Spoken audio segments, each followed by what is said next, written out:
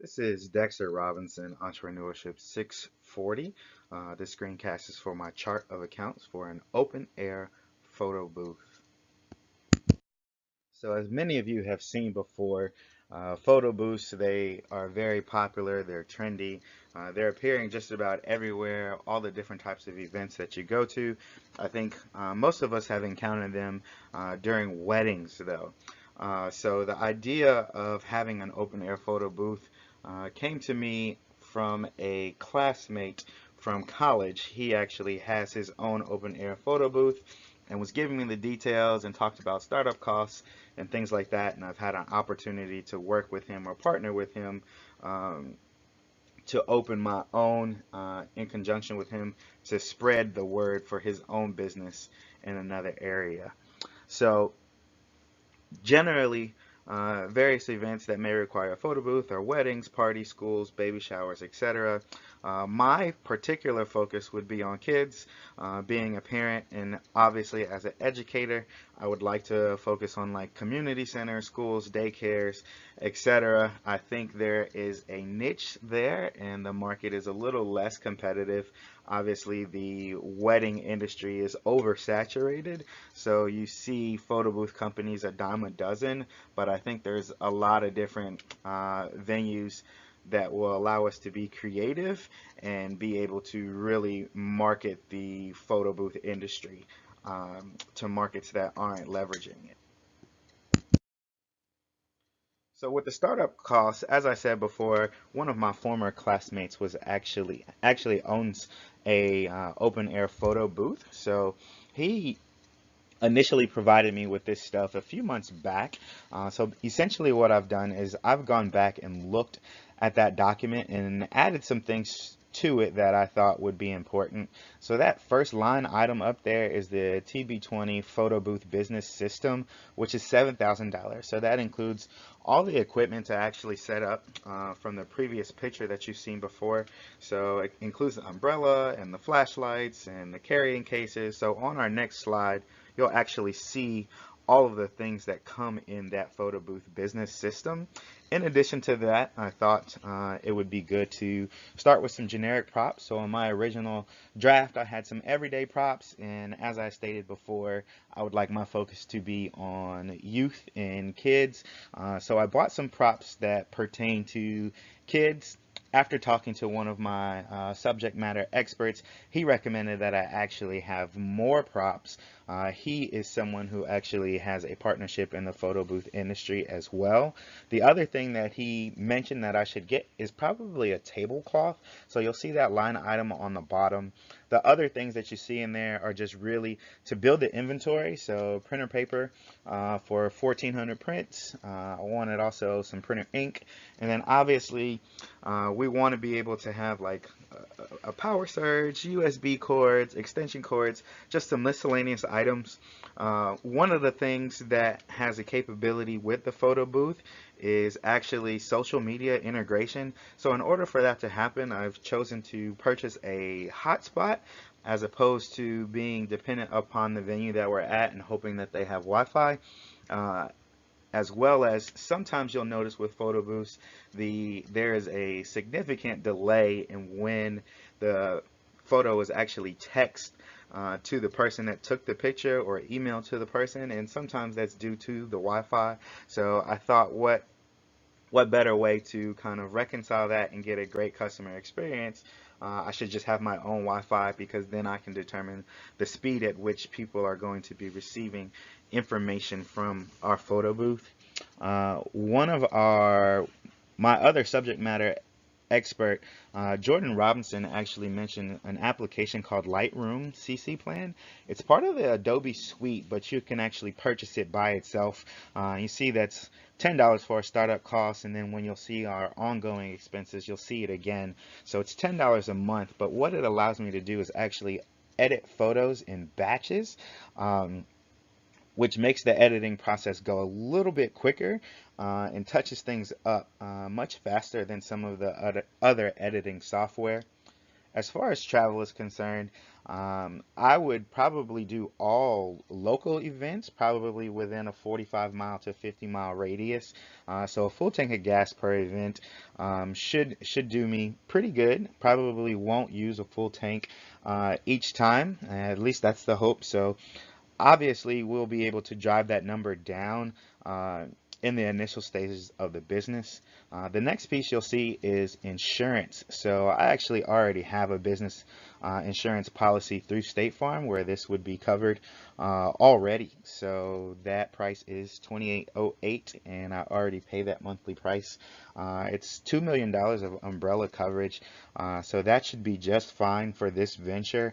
I probably would follow up again once the business venture started, just because sometimes you may see or different types of events or have different ideas, or other things may occur that you just may want to talk with an agent with, and just kind of be sure that you would be covered for some unique situations. The next piece is accounting. Once again, QuickBooks is something that I already have. I actually used for validation purposes the website. My monthly payment for QuickBooks is actually $5 as opposed to the 10. This keeps up with the basic bookings and just accounting information for me. It's the self-employed option, which allows me to just kind of, like I said, keep up with the books. Ideally, if this was a business that really started generating a large amount of funds, we may have to upgrade our QuickBooks service to make sure that we're calculating all the additional expenses that may occur. And then lastly is the marketing section. I looked on Facebook, and you can actually set a budget for yourself. So the initial budget that I would do was $50, and then what Facebook does in return, it says hey, for 50 bucks, this will give you the best bang for your buck, which I thought was a great idea. So I would actually be able to evaluate before paying how much I would like to budget for Facebook ads, and it would tell me where that money would be going. The analytics for Facebook is also pretty solid, so I would be able to see the amount of engagements to see if it's worth it. It could be something that is ongoing in the future, and as you'll see on my ongoing slide, for expenses, I have included Facebook ads continuously at a different rate. I would probably also use Wix, which is generally what I use for website development. It's $14 for that startup cost, and it's a monthly cost of $14 as well. At that $14 price point, you do get the option of having a free domain, so that is quite helpful. And then lastly, for my validation for business cards, I just simply use Vistaprint to be able to provide people my business card as we move forward with the business.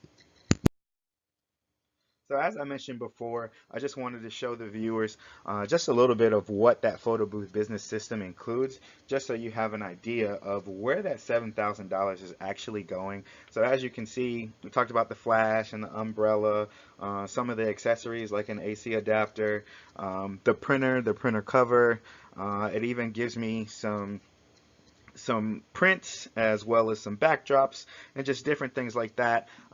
It even goes out of its way to provide 60 days of technical support and online video tutorials to make sure that I have a strong understanding of how to use the equipment and software that I'll be purchasing, as well as the red carpet and red rope stations. So I thought that was pretty cool in the sense that it even gives you a little bit more than what you expect at that price point.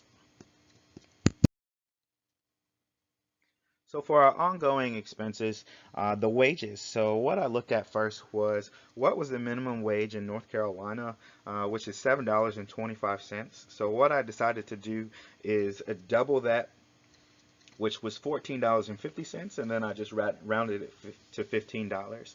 What you'll notice is that for each unit that we're doing for the booking for a photo booth session is a minimum of 3 hours. So that person would make $15 an hour for a minimum total of $45. I would not be taking a salary until 2020. The idea for this business is really to build capital and be able to put it into a larger account with some of my other businesses. So for that reason, I wouldn't be taking salary until 2020 to potentially help me begin some other ventures as well. The reason I chose to double the minimum wage is the ideal staff person, obviously, they would be friendly and have great customer service, but realistically, they're probably going to be college students or recent college graduates looking for part-time jobs. So I'm not looking to hire someone full-time, so I think a $15 hourly wage is competitive, and it's also reasonable for me to have the expectations for the customer service that I want for my clients. Once again, you'll see that one of the ongoing expenses is the gas with the full tank. So I just went right down the street to the gas station from my house in Wake Forest, and it's $2.69 currently, and I have a 15-gallon tank. So that's how I actually came up with that number. Once again, you'll see the insurance that is up there from the startup costs, and as we already addressed, I have a BAT policy with State Farm Insurance. And then once again, we see the accounting and the QuickBooks for the monthly rate of $10. And then for some photo booth needs. So I think these things will vary just a little bit, like the printer paper and the printer ink. Ideally, when you purchased the photo booth system, it gives you 700 prints, which says that that should last for 2 to 3 events. So what I've looked to do is kind of continue to have at least that many on a monthly basis.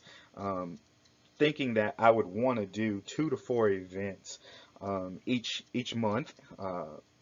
Actually, no, I would like to do 2 to 3 events each week. So essentially, if we could do 1 event on Friday and 2 events on Saturday, one during the day and one during the evening, that would allow us to get to 3 events for the weekend. And then probably as our business grows and more people become familiar with our business, you may be able to land a weekday event from time to time, which could push that number to 4 to 5 events in a week. So obviously we want to stay on top of having printer paper and ink readily available just in case our events per unit increases. As I mentioned before, you'll see the Lightroom CC plan at the bottom for that monthly expense to go ahead and edit photos by batches. And what you'll see actually on one of our next slides is the revenue generator. So what we've done is kind of come out with a formula or a price point for editing those photos. And then next, as we mentioned before, you'll see the website maintenance is $14 a month, as well as the hotspot. So what I've done for the hotspot is I looked on AT&T's website, and what you'll see is that it's $75 for 8 gigs. 8 gigs, and the hotspot should last me about 10 hours, but realistically, it should allow me to get through all of my events for the month. That could be something that we have to evaluate and raise that to a larger gig amount, depending on how many events that we're getting in a month, or it could be something that we lower if we have quite a bit of gigs left over from month to month. The one thing I do like about AT&T is that it allows you to roll over your gigs. So that is essentially something that we could build up over time and then renegotiate our plan or change our plan as well as keep the rollover gigs. And then lastly, like we discussed before, our initial startup cost for Facebook advertisement was $50, and you'll see that we dropped down to $25. That is a price point that I would like to use just as the business continues to grow. More than likely, I would like to move away probably from Facebook advertisements, but not fully. You know, kind of here or there, people would be able to see advertisements, but I don't necessarily think that we would want to ramp it up. What I've noticed in the past from a lot of photo booth companies is that once you see one, you generally see the same company in the circles that you're in. So a few of the photo booth companies that I've seen in the Raleigh area, I've continued to see them at multiple events within my circle and kind of how I engage with the community and the people that I know. So hopefully that would work for this photo booth as well, and that we wouldn't necessarily have to advertise as strongly as we would in the initial stages. And then the last piece that you'll see is the revenue generator. So what we've done is I've looked at comparative prices in the Raleigh area, and our price point for 3 hours actually comes at the lower end of what the Raleigh area is charging. Most people are charging anywhere between $400 and $600 for 2 to 3 hours of photo booth sessions. So what I've done is one of our subject matter experts I mentioned before has an actual photo booth company. So I used the price points for his website and kind of restructured how I charge folks. So in order for us to print the actual photos when a client takes the photo in the moment for a minimum of 3 hours, it would be $125 an hour, which totals $375 minimum. And then what we'll do is for the social media integration so that people can text or email their photos directly to them so that they can post instantly and things like that. We've gone ahead and we've increased that amount to $150 per hour with a three hour minimum. So obviously that gets you to $450. I think the things that you have to kind of keep in mind are at that point is that there's a potential for the client to want some edited photos for maybe their own advertising or stock imaging or whatever the case may be, however they want to utilize those photos. The other piece that you have to kind of keep in mind is that you have that monthly fee for the hotspot in the internet service itself.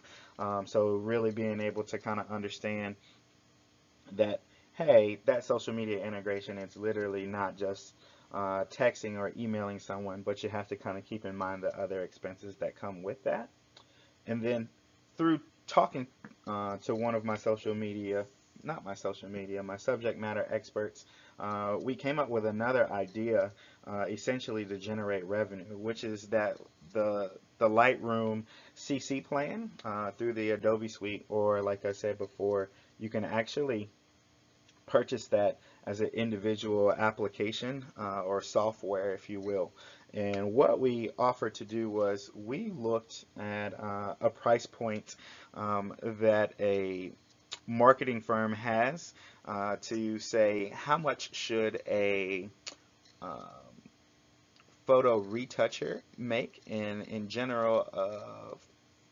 Someone who retouches photos makes about $52,000 a year. So what we did was we broke that down. We broke down 52,000 by 52 weeks, which comes down to $1,000 a week. And then essentially we broke that down to 40-hour work week, so that we could come up with a price point that says, hey, how much does that person make an hour? And then realistically, what we thought about and I kind of asked questions about was, in general, when clients have a lot of photos, and generally they kind of want to keep their photos, which is fine, but if they want any of their photos edited, generally what's kind of the number that they want edited? So that's how we came up with the numbers 10, 25, and 50, because I think those are kind of some of the more common number points that people are familiar with and would want. And essentially that comes down to $5 a photo. So if you're, as far as editing is concerned. So using that formula breakdown, if you wanted 10 photos, it'd be $50 that were edited, and so on and so forth. But that's another way to kind of generate revenue without essentially expanding your business so far that it's difficult to kind of manage itself. And this is the end of my presentation screencast for charts and accounts.